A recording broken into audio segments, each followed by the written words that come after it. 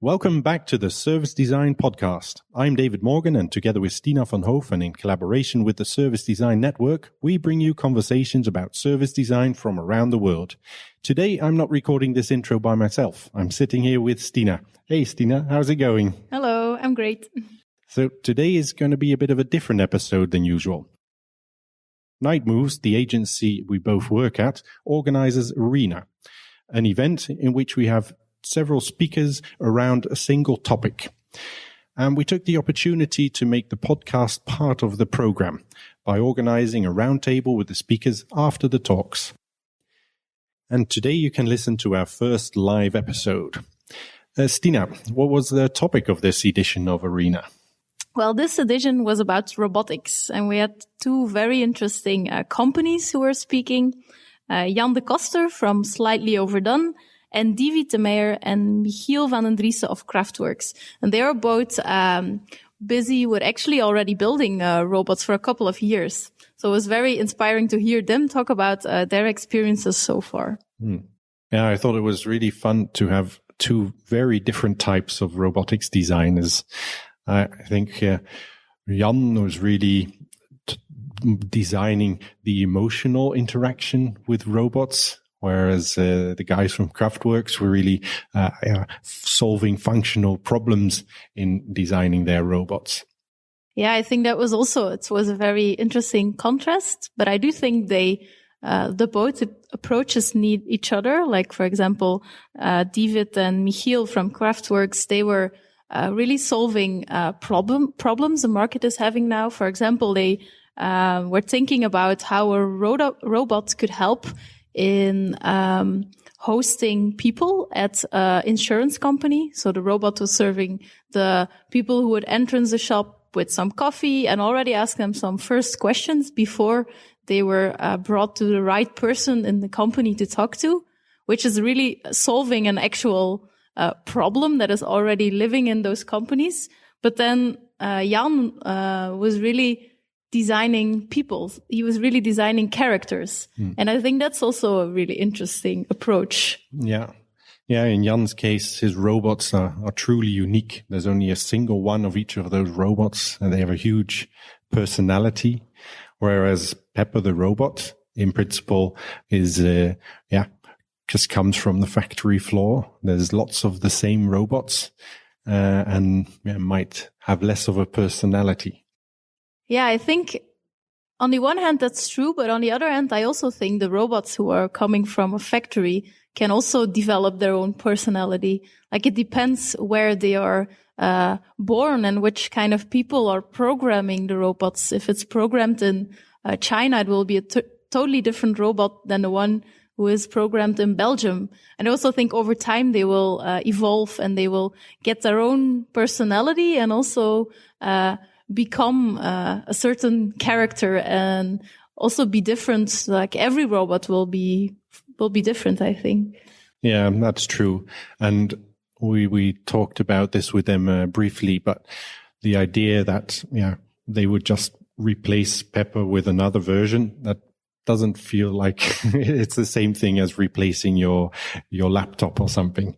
It's not just a piece of software. You very quickly attach emotional expectations even to a Pepper robot, I found. Yeah, definitely. You could already see it with the audience. They were really interacting with Pepper and with the other robots as well, as if were people and as if they had feelings and that you shouldn't ignore them during the event. So that was really interesting to see. Do you see yourself having a service design project anytime soon where you would actually implement a robot like Pepper the robot? I would love to do that, but you could, of course, see that it still needs the technology needs some development. But I do still already see some projects where robots could be used. Also, maybe more chatbots. I think chatbots is a really interesting development. Like one of our projects, we talked about that. What do you think about that kind of technology? Yeah, I think chatbots are definitely very feasible to make, and they're really quite matured the technology by now. And I think it can make an interaction with a very complex set of data and finding your way through that, it can make that a lot easier. Mm-hmm. Yeah, I remember one project for a government we did where there was a lot of very complicated content, and people had to navigate through it, but it was impossible to find things. And we were also having a very hard time in structuring the content in a logical way. So I think in these kind of projects, it would be super interesting to work with chatbots so that people can just ask questions and that they can have a conversation and find the right content through a conversational way instead of going through a whole flow of information and finding their way themselves. Definitely. I think one of the things when I interview people in governmental projects, then one thing everybody seems to want is for the government to become more proactive. And I think in an interaction with a chatbot, you already have a little bit more of a proactivity. Like a chatbot can actively ask you questions. It asks you, what do you need? And I think that can bring you to where you need to be much quicker, but it can also bring you to information that you didn't know you were looking for. Like if it's about subsidies, for instance, the problem is you don't know that they exist. A chatbot can help you find things that are relevant for your unique situation. Mm-hmm. Yeah, I think that's a great opportunity. But do you also think, like, in that way, the robots are kind of taking over a job of what now people are doing? Do you see that as a risk? Well, they're certainly taking over jobs. I think that's one thing that's clear. If you look at factories, etc., there's already many jobs being taken over for a long time. I think also the types of jobs are changing that can be taken over by robots. But still, the way I like to think about it is that it's the very menial, the jobs that people do not want to do. Those are the ones that can be taken over by robots. And that leaves us with time for more meaningful work. Yeah, I also really believe that there are so many jobs that would be better that robots could do, like the really repetitive work, so that we as humans can focus on more meaningful work and more qualitative work. So then I don't immediately see it as a threat, but more as an opportunity to give more meaning to our jobs and to design better services as well, because there will be some time for humans to that will be free, because robots can organize certain things more efficient. I think it's a great opportunity. Mm-hmm. But I do think it's not something to underestimate the impact it will have on society. And then we really do need to think about what are we going to do with this transformation or this revolution where many jobs are going to disappear. I think government should also consider this very much and think about how we're going to create these new jobs in time. Yeah, I think service design can actually really help in these kind of big questions that companies are having. We already see it now if we are designing a platform, an internal platform that will change the way people work, that they feel threatened for their jobs, but that we, from the beginning of the project, already see where the threats are and how we can manage those so that people don't feel like they're losing their work, and that we are repositioning people in the project. And I guess with robots, it's actually just the same process, that we can, together with companies, think about their company culture, about how they should organize the work internally. So I think we can really help as service designers in this big question. Yeah, I think we need to help as service designers as well, because I think it's very important that this whole problem is not approached from a technical standpoint, that it's not only technologists thinking about how can we use robotics to solve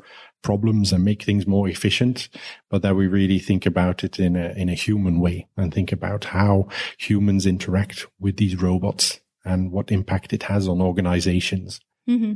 Yeah, and I think that is still nowadays most people that are designing robots are still very technically educated and are focusing on the technical parts. But that it's really time to also focus on the more human side and make those robots more human-centered, because that will be crucial in bringing them inside the world. The technology in itself will not be meaningful. Mm. One of the robots we saw in the introduction of Dave of Night Moves, I thought that was an interesting example. It was a robot that worked in a supermarket, and it took over part of a manager's job. So it wasn't a robot that made sure that all the boxes and the products in the supermarket were put in a straight way. No, this robot was the one that actually checked if people did their job well. And if I think about that one, I can imagine that would give a little bit of resistance to the people working in that supermarket. You mean that the robot would tell them what they can do or can't do? Or Well, it would at least tell them if they're doing their job right or not. Yeah. So, all right. So I think it's time to listen to the round table we had at Arena. Before we start that, I also want to let you know we'll be doing a second Arena soon. What's the topic going to be there, Stina? Well, for the second Arena, we will be focusing on VR, so on virtual reality. And we have some very interesting speakers that are already busy with this topic for a while. So I'm super curious what they will tell about this new technology. I'm looking forward to that. One apology before we get started with the round table. We were working with a lot of new technology and recording this live episode.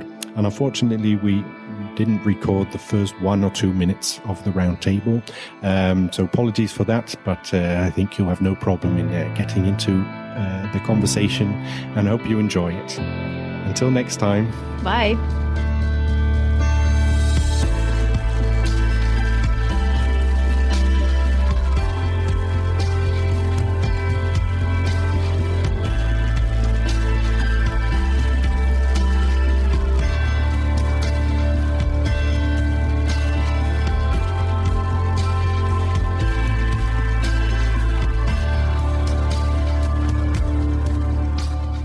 Human beings, that would be very inappropriate, I think. I'm not sure what your girlfriend would think about that when you replaced her. Could you just wear her clothes and act the same way, and it will all be fine, I'm sure. So that's exactly what is, for me, a little bit disturbing about that idea. They're all looking exactly the same. And of course, from a practical standpoint, this is for SoftBank and more an IT product than a person robot that will develop a personal story in life. So do you think it's important in robots to make sure that there are individual differences between each robot?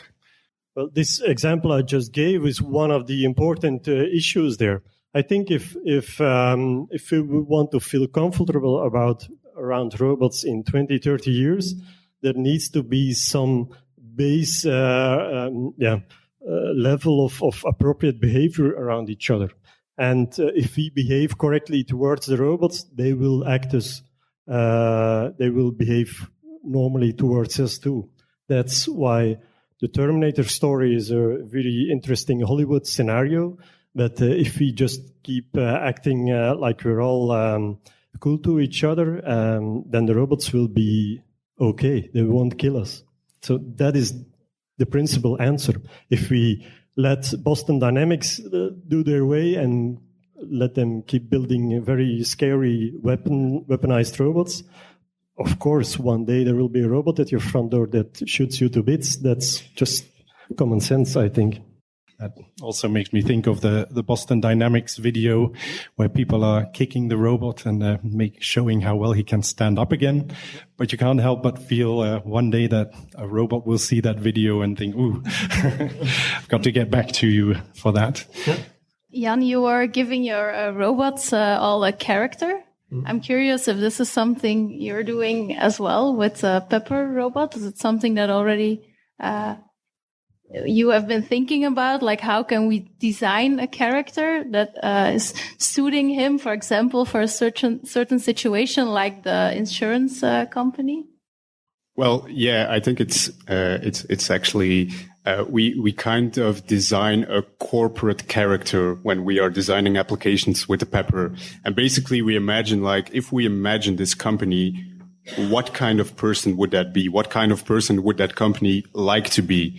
And based on that, we start designing applications for the Pepper and try and put this personality into the Pepper as much as possible. And we always try to put some humor in it as well. I don't know if you saw the pictures, but the pictures were like, they were not. They didn't work. Okay. Okay, the pictures, they were supposed to be funny. But yeah, okay. So humor is something that we try to build into it. Yeah. I can also imagine for an insurance company that trust, for example, is also quite important to gain from people, so that you can design a character in such a way that it evokes trust with the customers that are approaching it.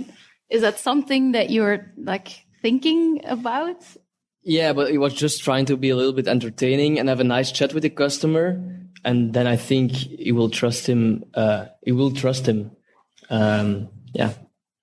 Yeah. He basically has the looks going for him. He looks very cute, and people instinctively go to him and build up a relationship even before they start talking to him. So this makes it quite easy for us to design, like scary, less than ethical applications for insurance companies, because he already has like a very cute look, and people will start going to him no matter what, no matter the context even. So we've been talking also about in the future we're going to be interacting more with robots. I think the current generation of children, they will be interacting with robots differently, of course. You showed a picture of one of your children with one of your robots. Do you see a difference in the way children interact with your robots than adults? Of course, the environments that I create where children are in contact with my robots is always focusing on the character. So, of course, my kids, they're living in the house with 10 or 12 now robots around them. So they more or less follow the story that I develop around them. So it's not just a machine. It's also not biological life, obviously, but it's something in between. It's like if you read a book and there is a character inside, you close the book and then the character is suspended in the story there. You open the book again and the character is living inside the book. These robots, they're actually having a life like we have. It's just not biological. But you can see that they spend time with us. So you can see dents and scratches growing, and you can see that they're around people for a long time. So they perceive them not just as a fictional, imaginary character, but it's an actual, almost living creature around them. So my kids, they're, of course, exposed to them all the time, but also in workshops where we have really limited time with the kids, you can see this need for a connection with this character growing really fast. That's really encouraging for my side of the story, I think. The first thing a child seems to ask about Pepper is, can he do a dab? I don't know if you know a dab. Yeah, I saw it. But it's something like this. And it was very funny because we had built it when we were going to a primary school, and the first question was, can you do a dab? And he did it, and the childs were just amazed. Yeah, so I actually gave the workshop last week in a primary school, and it was quite endearing and funny to see how these children instantly connect with his robot. So even before he was out of his packaging, I had like 10 kids swarming around me, asking me a question like, "Oh, is that the robot inside the box?" And I went, yeah. "Oh, but isn't he lonely in there? Isn't it too dark for him?" And I was like taken aback. I was like, "Oh, but he's sleeping right now." And okay, then it's fine for them. But it was amazing to see how children react to robots, and they don't seem to make a real distinction between persons and robots. They expected it to perform like a human did. They asked him human questions and hoped he would respond to their questions. So, yeah, children are definitely the main demographic for robots like that. Why do you think adults are sometimes a little bit hesitant? What is the reason that they hold back from this character? I think they're more realistic and they know it's just a computer. And childs have more fantasy, I guess, about these robotics. Well, if I can reply, men will always see a machine there that is has to be figured out, and women will often see the character and want to engage with it on an emotional level. Of course, it's not strict. You often see men wanting to engage emotionally too, but it's really striking to see this distinction, and it's also most of the time with adults. So kids don't have that issue at all. But the need to want to figure out the machine and the mechanics behind it is often really overwhelming over the desire to have an emotional link with them. Yeah, I think everyone always asks himself, like, how does it work, instead of like, who is this robot?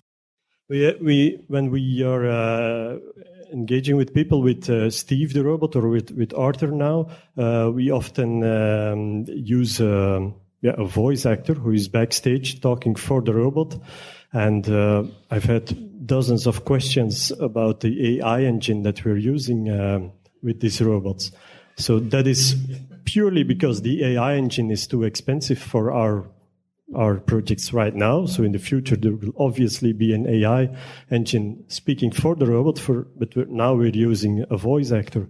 But if people just assume that there is an AI engine just by looking at the machine, that's really promising. That means that it's working. Yeah. I think it's great to hear that you both give workshops to children with robots. Do you think robots can play a role in education?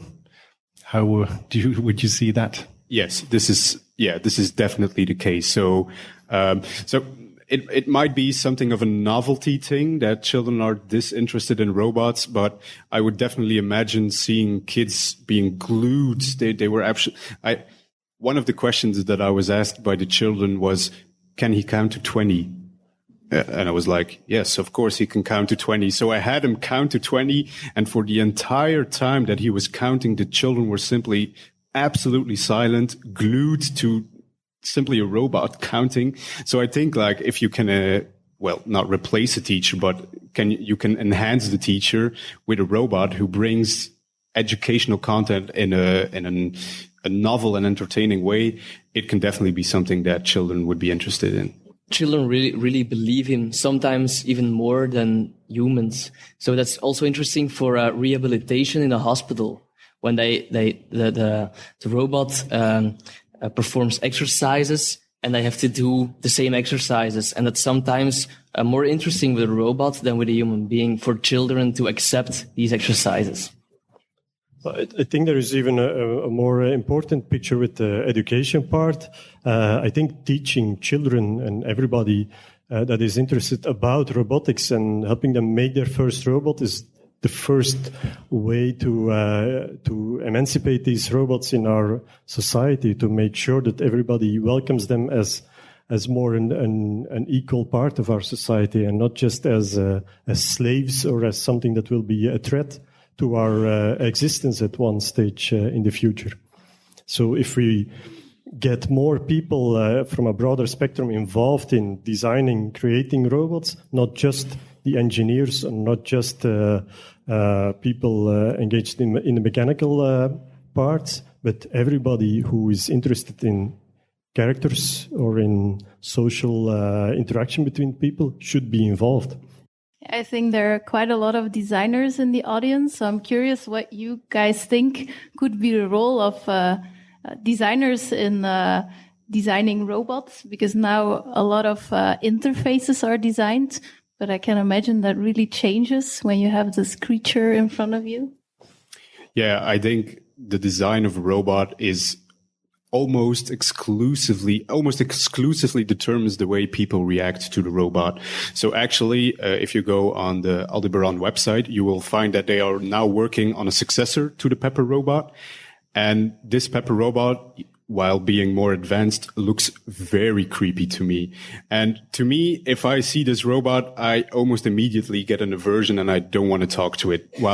While I see the Pepper, I see these large eyes looking at me and I'm immediately drawn to it. So design is very, very important. So you can't have like a friendly robot who looks like the Terminator, for example. You need something that draws people in and makes them feel at ease.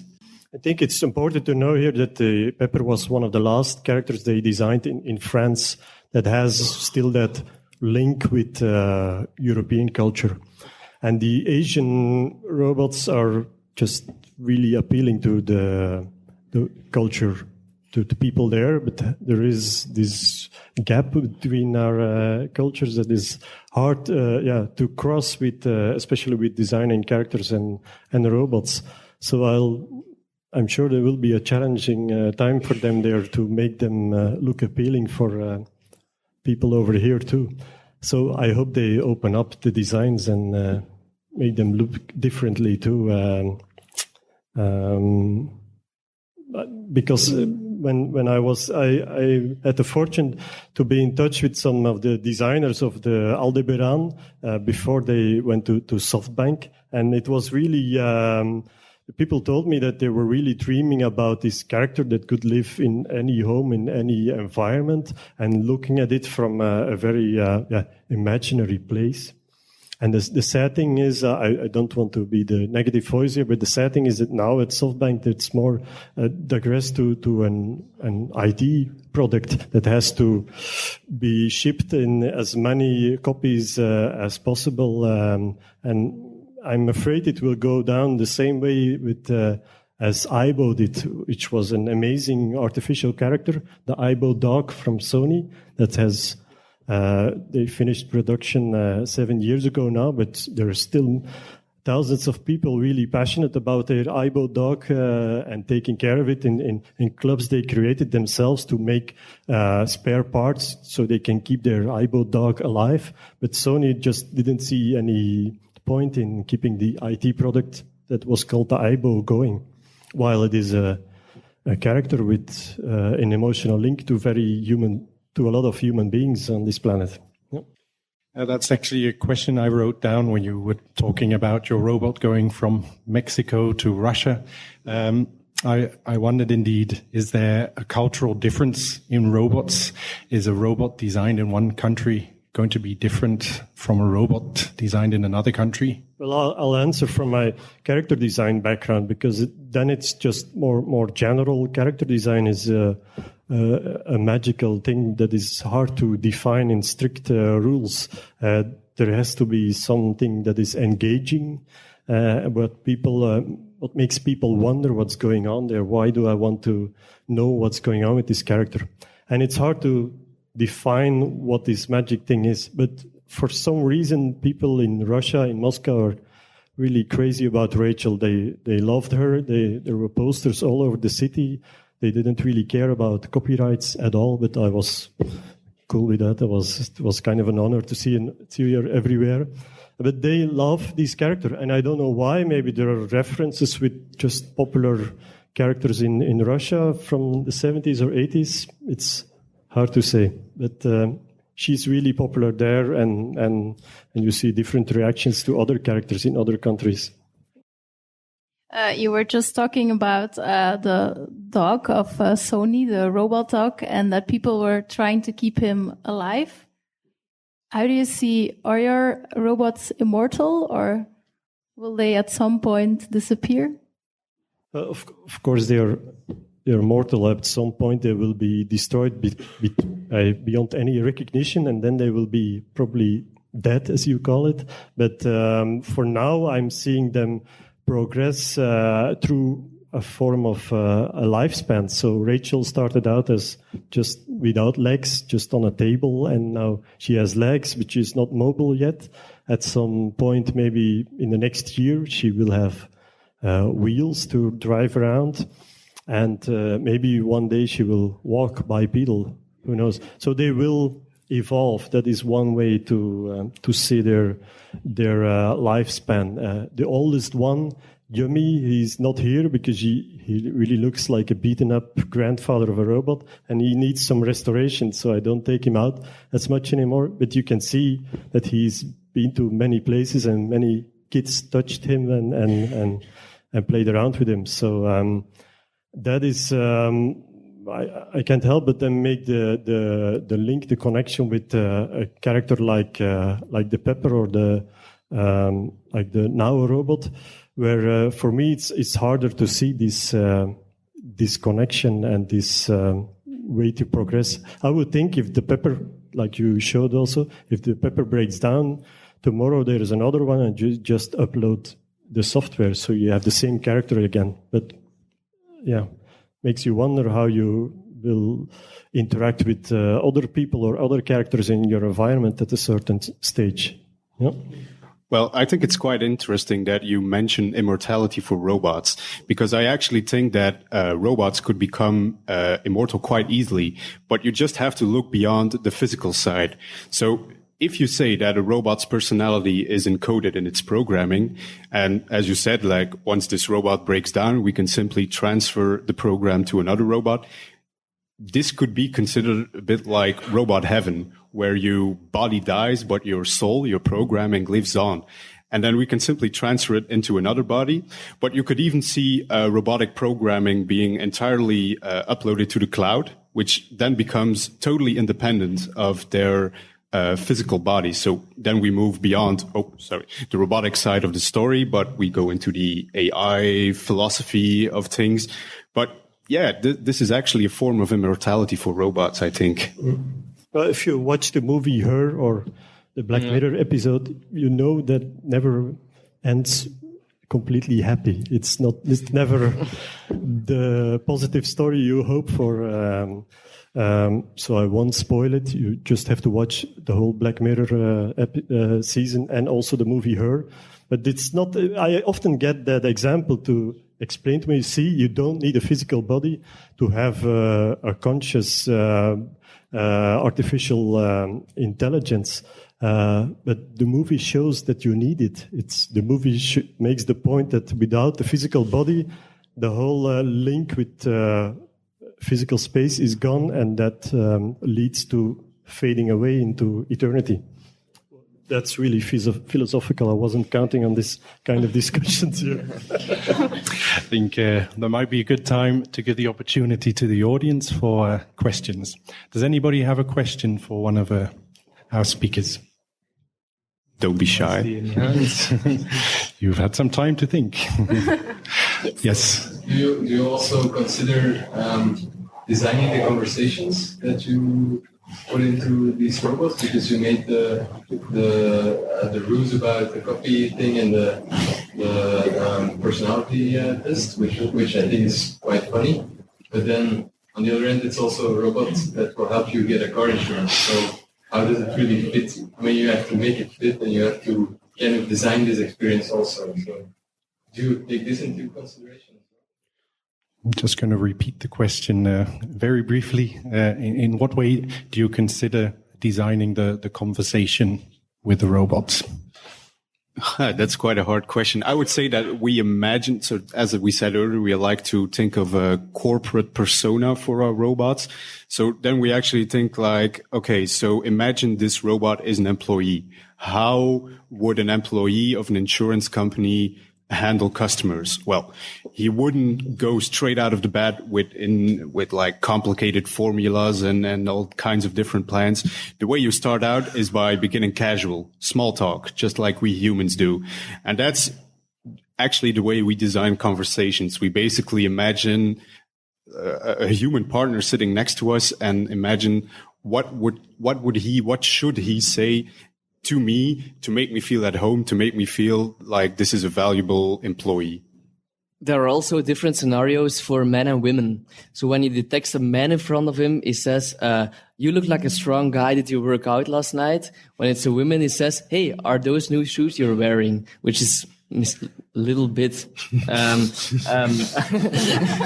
okay, you understand. But there are different scenarios. You can do a scenario for older people, or older men, older women, younger men, younger women, child. all different scenarios for those different targeted people. Any more questions? Yes. I would like to know how you, as the young company and developers, how you tackle this social and ethical skills. Because apart from developing the technology and connecting it with the IT, you need a lot of social skills and ethical experience.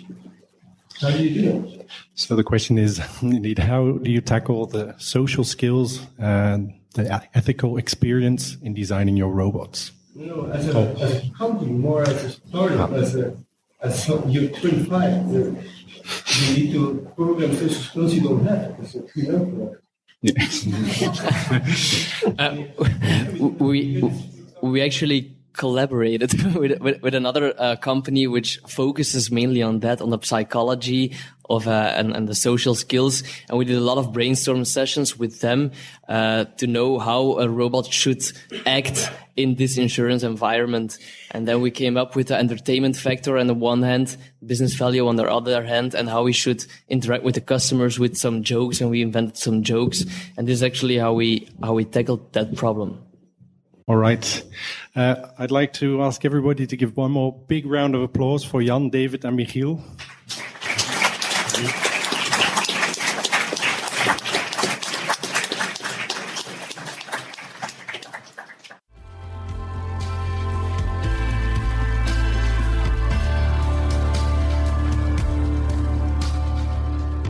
Hey, are you still there? David, Yeah? there's still someone here. What? They probably just have their phone in their pocket and can't switch the episode off. Or perhaps they just want more. You could go to servicedesignpodcast.com and find all the episodes so far. Or you can subscribe and rate the podcast. That would be tremendously helpful to us. And of course, you can join in on the conversation on Facebook and ask us questions and suggest guests. Thanks for being here. Until next time.